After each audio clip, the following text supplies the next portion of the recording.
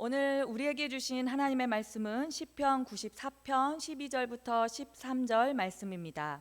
시편 94편 12절부터 23절입니다. 제가 봉독해 드리도록 하겠습니다. 여호와여, 주로부터 징벌을 받으며 주의 법으로 교훈하심을 받는 자가 복이 있나니 이런 사람에게는 환난의 날을 피하게 하사 악인을 위하여 구덩이를 팔 때까지 평안을 주시리이다. 여호와께서는 자기 백성을 버리지 아니하시며 자기의 소유를 외면하지 아니하시리로다. 심판이 의로 돌아가리니 마음이 정직한 자가 다 따르리로다. 누가 나를 위하여 일어나서 행악자들을 치며 누가 나를 위하여 일어나서 악행한 자들을 칠까? 여호와께서 내게 도움이 되지 아니하셨다면 내 영혼이 벌써 침묵 속에 잠잠겼으리로다. 여호와여, 나의 발이 미끄러진다고 말할 때에 주의 인자하심이 나를 붙드셨사오며 내 속에 근심이 많을 때에 주의 위안이 내 영혼을 즐겁게 하시나이다. 유래를 빙자하고 재난을 꾸미는 악한 제파장이 어찌 주와 어울리이까? 그들이 모여 의인의 영혼을 치려하며 무지한 자의 정죄하여 피를 흘리려 하나 여호와는 나의 요새이시오 나의 하나님은 내가 피할 반석이시라. 그들의 죄악을 그들에게로 되돌리시며 그들의 악으로 말미암아 그들을 끊으시리니 여호와 우리 하나님이 그들을 끊으시리로다. 아멘. 2021년이 새롭게 시작되었습니다. 주여 이제 회복하게 하옵소서라는 주제를 가지고 우리는 기대와 소망을 품고 1월을 보내고 있습니다. 이 땅을 사랑하는 성도들이라면 어떠한 상황이 어떠하더라도 참된 소망, 영원한 소망이 있어야 합니다. 이 코로나의 어려운 시기 속에서 살아가고 있지만 제가 이제 신방을 하다 보면 전화 신방 또 방문 신방을 하다 보면 성도님들은 다시 한번 2021년 기대와 소망을 꿈을 꾸고 계시고 또 감사하고 있다는 사실이 참 감사를 드리게 됩니다. 정말 믿음으로 세상을 살아가는 고는 싶은데 이 믿음으로 세상을 살아가는 것이 너무 쉽지 않습니다. 녹록지 않습니다. 더더욱이나 이 성도들이 이 땅을 사는 동안에 어리석은 자, 악인들로 인하여서 고난을 받을 때도 너무너무 많다는 것입니다. 어리석은 자들은 하나님의 백성을 핍박하고 악한 행동을 일삼습니다. 사랑하는 믿음의 성도 여러분, 믿음으로 세상을 살아야 한다라는 이 말을 어떻게 생각하십니까? 그리스도인이라면 당연한 말이지요. 당연하게 그렇게 살아가는 것이 원칙 아닌가요? 라고 말할 수 있을 것입니다. 그렇다면 이 질문은 또 어떻습니까? 믿음으로 세상을 살고 계십니까? 선뜻 믿음으로 세상을 살고 있다라는 말에 아멘이라고 대답하기는 주저하게 될 것 같습니다. 어찌 보면 우리의 삶의 자리를 좀 면밀히 좀 돌아보면요, 믿음으로 살기보다는 나의 중심, 나의 이기심, 나의 당면한 현실이 기준 삼아져서 살아갈 때가 너무너무 많기 때문입니다. 물론 시대가 악하기도 하고 열악하기도 하고 또 악한 사람들이 많기 때문에 우리가 이러한 이야기들을 하소연할 수도 있습니다.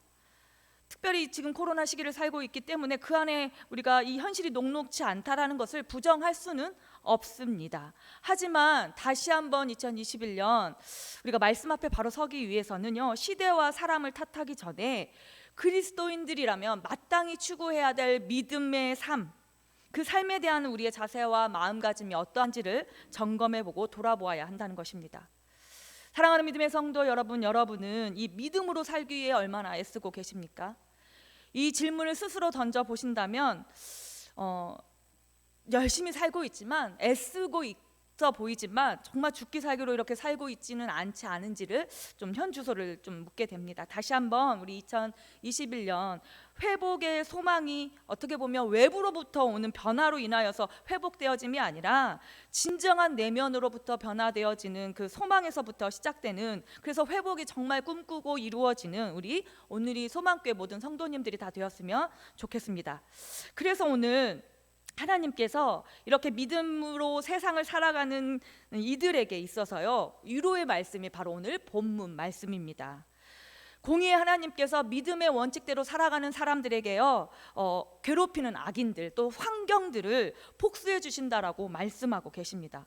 이 본문의 어떤 기저와 배경들은 정확하지는 않지만 1절부터 7절 말씀에 근거해 보면요, 이스라엘이 아수르나 바벨론을 침략을 당하고 포로가 되었던 때로 우리가 추정해 볼 수 있습니다. 그런데 예단할 수 없는 게 8절의 원수들이라는 어떤 지명 안에 이스라엘 백성 중 어떤 무리로도 나타내기 때문에 단정하기는 어렵습니다. 그러나 본문에 분명히 시편 기자는요, 지금 쓰였던 당시가 분명히 악의 세력이 관영했던 암울했던 시대이고, 이 무명의 시인으로부터 오는 비탄의 시는 지금 강조하고 있는 것은 이 결코 불의를 그만두지 않으시는, 그리고 그대로 두지 않으시는 공의로운 하나님에 대한 신뢰함 가운데 그 하나님을 신뢰함으로 간절하게 호소하고 있다라는 사실을 우리가 보게 됩니다.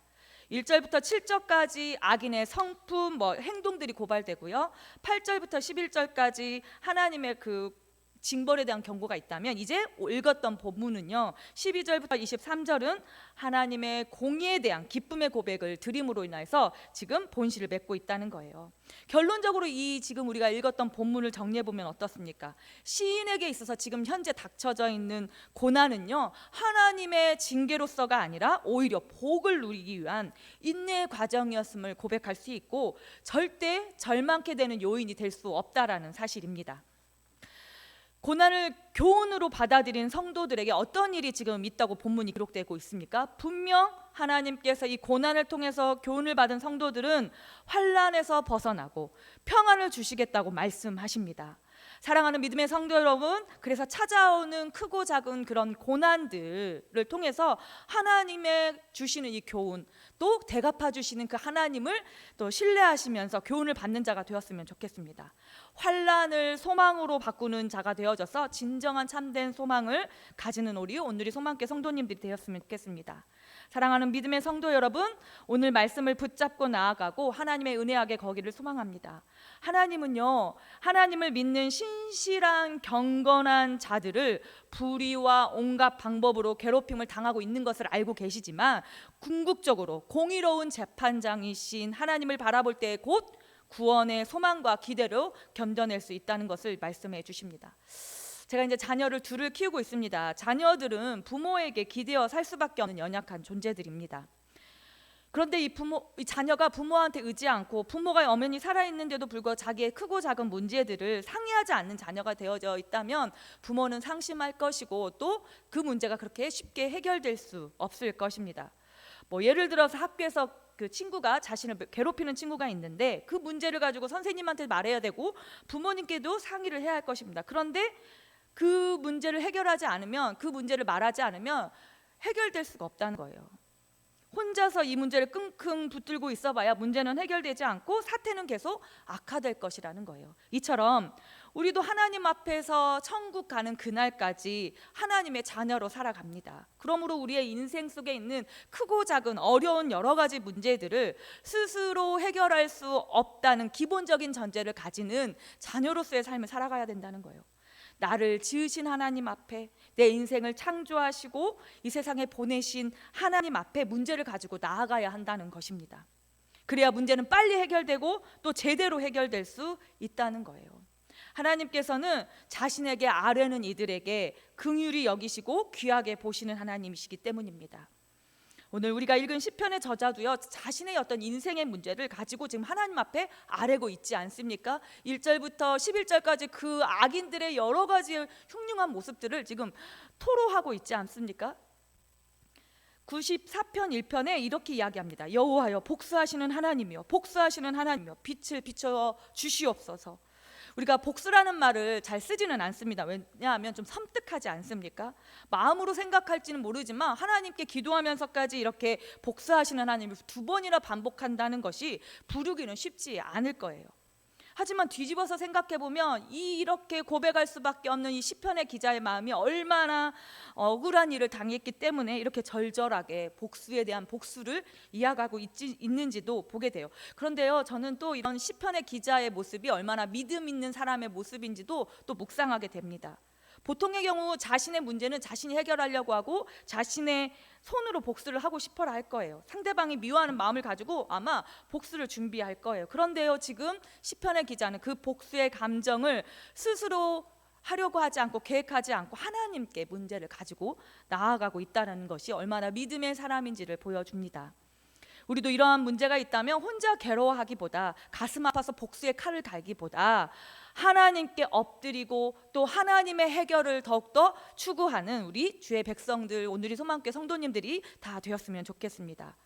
시인은 이렇게 기도하면서 하나님께 매달리고 있는데요, 그는 무엇을 믿고 있기 때문에, 하나님의 어떠한 성품을 믿고 있기 때문에 이런 고백을 할까요? 9절부터 10절의 말씀이 제가 읽어드리겠습니다.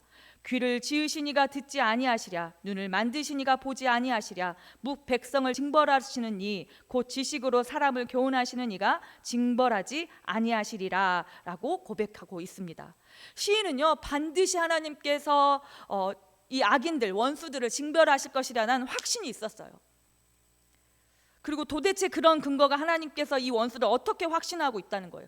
하나님께서도 듣고 계시고 하나님께서도 보고 계시고 하나님도 알고 계시기 때문에, 이 악인들의 행동을 다 알고 계시기 때문에 징벌해 주시겠다라는 거예요. 사랑하는 믿음의 성도 여러분, 하나님이 다 알고 계시고 다 헤아려 주고 계신다라는 믿음이 얼마나 우리에게 큰 위로가 되고 소망이 되어지는지 우리 성도님들도 잘 기억하실 것입니다. 인간 속에 이제 하나님의 형상이 있기 때문에 인간이 귀를 지으신 하나님께서 그 악인들의 소리도 들을 거고, 또 그 눈으로 지으신 하나님께서 우리 악행들을 보고 계실 거고, 머리를 지으신 하나님께서 또 다 알고 계실 거라는 것들을 믿는 거, 이게 하나님의 성품 안에 우리가 녹아져 있을 때에 우리의 간절한 고백이 또 이루어지고 성취되어진다는 거예요. 그래서 시인은 이러한 하나님의 성품을 알기에 기도가 되어지고 기도를 시작했던 것입니다. 이렇게 기도하다 보니까요, 하나님에 대한 깊은 이해가 더 깊어지는 것 같아요. 우리도 하나님 앞에서 정말 나와서 기도하다 보면, 그 은혜를 위해서 하나님께 갈구하다 보면 더 하나님께서 깊어지는 어떤 풍요의 삶을 살아갈 수 있다는 것을 깨달았으면 좋겠습니다. 지금 시인은 원수 때문에, 당면한 문제 때문에 하나님께 아뢰기 시작했는데요, 놀라운 하나님의 성품을 경험하면서 하나님의 그 은혜를 깨달으면서 나아가고 있고, 더욱더 하나님과 친밀한 관계를 들어가게 되었다는 놀라운 유익을 우리가 보게 되는 것입니다. 내 필요에 의해서 하나님 앞에 기도하고 있지만 결국은 하나님의 감추어진 성품까지 깨닫게 되는 놀라운 은혜를 하나님께서 우리에게 부어주실 줄 믿습니다. 오늘도 이렇게 하나님 앞에 이해할 수 없는 것까지도 같이 기도하시면서 또 그 이해되어져 가는 모든 상황들을 은혜로 나아가는 우리 성도님들이 다 되었으면 좋겠습니다. 그래서 이렇게 하나님을 깨닫고 난 이 시편의 기자가 고백이 어떻습니까? 14절입니다. 여호와께서는 자기 백성을 버리지 아니하시며 자기의 소유를 외면하지 아니하시리로다. 하나님의 소유가 되었으니 하나님의 소유된 나를 절대 버리지 아니하시고 외면치 아니하시고, 나의 억울함과 갈급한 마음을 누구보다도 더 잘 알고 계시니 반드시 해결할 것이다 라고 이야기합니다. 또 23절에 어떻게 고백합니까? 그들의 죄악을 그들에게로 되돌리시며 또 그들의 악으로 말미암아 그들을 끊으시리니 여호와 우리 하나님이 그들을 끊으시리로다 라고 고백하고 있다는 거예요. 시인은 이렇게 기도하면서 깊은 귀한 은혜를 경험하게 되었습니다. 사랑하는 믿음의 성도 여러분, 우리의 오늘이 소망교회 모든 성도님들도 2021년 크고 작은 문제, 사소한 문제, 자잘한 문제도 하나님 앞에 아뢰면서 의뢰하면서 하나님이 행하시는 놀라운 기적을 경험하는 우리 성도님들이 다 되었으면 좋겠습니다. 우리가 각자가 문제를 해결하지 않고 복수하시는 하나님 앞에 엎드려 가지고 오늘도 그렇게 행하실 하나님을 좀 기대하시면서 나아가는 하루가 되어지고 하나님의 귀한 응답 속에서 살아가시는 성도님들이 다 되었으면 좋겠습니다. 또 우리가 악한 세상 속에서 살아가는 것이 분명히 맞습니다. 그러나 우리가 악한 사람들과 함께 살아가지만 이들과 함께 불법과 불의를 어떻게 보면 같이 짓는 것이 아니라 오직 믿음으로 살아가려고 노력하는 성도님들이 다 되었으면 좋겠습니다. 한 가지 기억합시다. 하나님께서 우리의 인생에 참된 도움이십니다. 시편 121편 3절부터 8절의 말씀에 이런 고백이 있습니다. 여호와께서 너를 실족하게 아니하시며 너를 지키시는 이가 졸지 아니하시리로다. 이스라엘을 지키시는 이는 졸지도 아니하시고 주무시지도 아니하시리로다. 여호와는 너를 지키시는 자다. 여호와께서는 내 오른쪽에서 내 그늘이 되시나니 낮의 해가 너를 상하게 하지 아니하시며 밤의 달도 너를 해치지 아니하시리로다. 여호와께서 너를 지켜 모든 환난을 면하게 하시며 또 내 영혼을 지키시리로다. 여호와께서 너의 출입을 영원히 지키시리로다. 아멘. 말씀을 맺으려고 합니다. 하나님께서 어떤 상황과 환경 속에서도 믿음으로 사는 사람들의 삶을 끝까지 지켜주시는 분이십니다. 그 하나님의 인자하심이, 그 하나님의 신실하심이 우리의 삶을 붙들어 주십니다. 악인들이 우리의 삶을, 우리의 믿음을 흔들어 놓을 수 있을 수는 있지만 겁먹지 마십시오. 뒷걸음칠 수는 있지만 다시 한번 또 한 발자국 앞으로 내디드시면서 하나님 붙잡고 나아가셨으면 좋겠습니다. 하나님의 인자하심과 신실하심으로 우리를 붙들고 계시다는 것을 믿고 힘을 내시는 성도님들 다 되셨으면 좋겠습니다. 그래서 정말 선악을 옳게 구별하시고 분별하시는 하나님께서 때가 되면 악인들의 삶은 벌하시고 또 이 신실한 은혜 삶은 복의 복으로 더하신다는 것을 기억하셨으면 좋겠습니다. 믿음의 삶으로 살아가는 우리 성도님들이 다 되었으면 좋겠습니다. 그리고 더 나아가 우리의 삶의 자리에서 혹시나 우리를 힘들게 하고 어렵게 하는 이들이 있을 때지라도 우리의 마음을 괴롭히는 이웃이 있을지라도 믿음으로 사랑으로 먼저 그들에게 참된 이웃이 되어져서 우리 코로나 시대에 또 그리스도인이라는 이름이 하나님의 자녀로서의 명예가 땅에 떨어지는 이 시대 속에서 우리가 소망이 되고 빛과 소금이 되어지기를 간절히 축복합니다. 기도하겠습니다. 사랑의 주님, 악한 사람들이 주도하는 세상 같아 보이지만 우리가 믿음으로 살아가는 삶을 살아가는 하나님 아버지여 승리의 사람이 되게 하여 주시옵소서. 늘 마음으로는 결단하고 믿음으로 살겠다고 다짐하지만 눈앞에 벌어지는 현실 속에서 자꾸 넘어지는 우리의 모습을 용서하여 주시옵소서. 다시 한번 섭리하시는 하나님, 도움이 되어주시는 하나님, 그리고 우리의 생각과 삶의 자리를 정돈하시는 그 하나님 앞에 더욱더 나아가게 하여 주시고 신실하심과 인자하심을 베풀어 주시는 은혜로 하나님 기쁨으로 감당하는 우리에게 용기를 허락하여 주시옵소서. 예수님의 이름으로 기도드립니다. 아멘. 주기도문 하심으로 새벽 예배 마치겠습니다.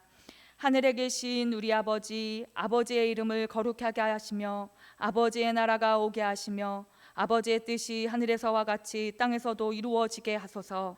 오늘 우리에게 일용할 양식을 주시고 우리가 우리에게 잘못한 사람을 용서하여 준 것 같이 우리 죄를 용서하여 주시고 우리를 시험에 빠지지 않게 하시고 악에서 구하소서. 나라와 권능과 영광이 영원히 아버지의 것입니다. 아멘. 더 깊은 기도의 자리로 나아가는 성도님들 되기를 소망합니다. 기도하겠습니다.